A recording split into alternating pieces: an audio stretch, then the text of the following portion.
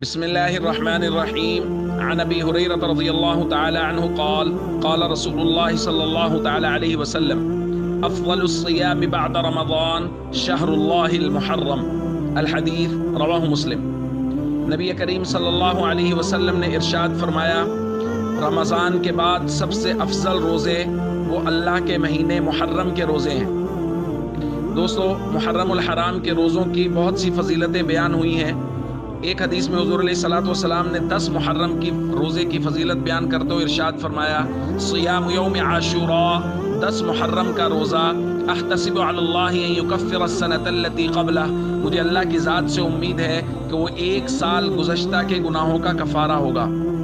اور 10 محرم کے ساتھ 9 محرم کے روزے کا بھی اللہ کے نبی صلی اللہ علیہ وسلم نے حکم دیا، کیونکہ صحابہ کرام کہتے ہیں کہ حین صام رسول اللہ صلی اللہ علیہ وسلم یوم عاشوراء وامر بصیامی، جب حضور نے 10 محرم کا روزہ رکھا اور اس کے رکھنے کا حکم دیا تو صحابہ کرام نے عرض کیا، یا رسول اللہ، یہ ایسا دن ہے کہ یہود و نصارہ بھی اس دن کی تعظیم کر کے روزہ رکھتے ہیں۔ تو رسول اللہ صلی اللہ علیہ وسلم نے ارشاد فرمایا، فَإِذَا كَانَ الْعَامُ الْمُقْبِلِ إِنْ شَاءَ اللَّهُ صُمْنَا الْيَوْمَ التَّاسِعَ، جب آئندہ سال ہوگا تو ہم 10 کے ساتھ 9 محرم کا روزہ بھی رکھیں گے۔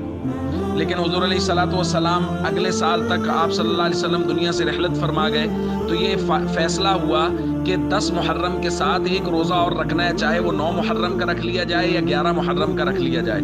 تو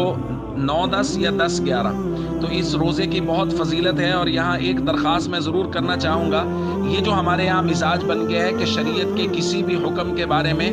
جب تک یہ مینشن نہ ہو جائے کہ جی اس کی کتنی فضیلت ہے، محرم میں جہاں اور بہت ساری غلط فہمی ہے وہاں یہ بھی ہے کہ جی بعض لوگ کہتے ہیں 10 محرم کا ایک روزہ 10,000 سال کے روزے کی فضیلت رکھتا ہے، 1,000 سال کے روزے کی فضیلت رکھتا ہے۔ اور یہ جو مزاج بن گیا ہے کہ جب تک یہ مینشن نہ کیا جائے کہ اس عمل سے کتنے سال کے روزوں کا، کتنے سال کی عبادت کا ثواب ملے گا، اس عمل کی طرف توجہ ہی نہیں کی جائے گی، یہ مزاج بالکل غلط ہے۔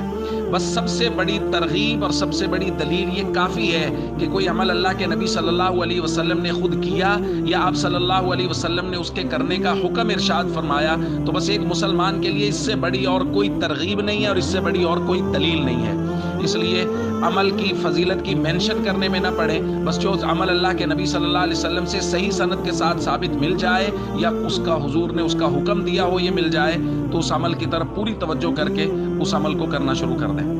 السلام علیکم ورحمۃ اللہ وبرکاتہ۔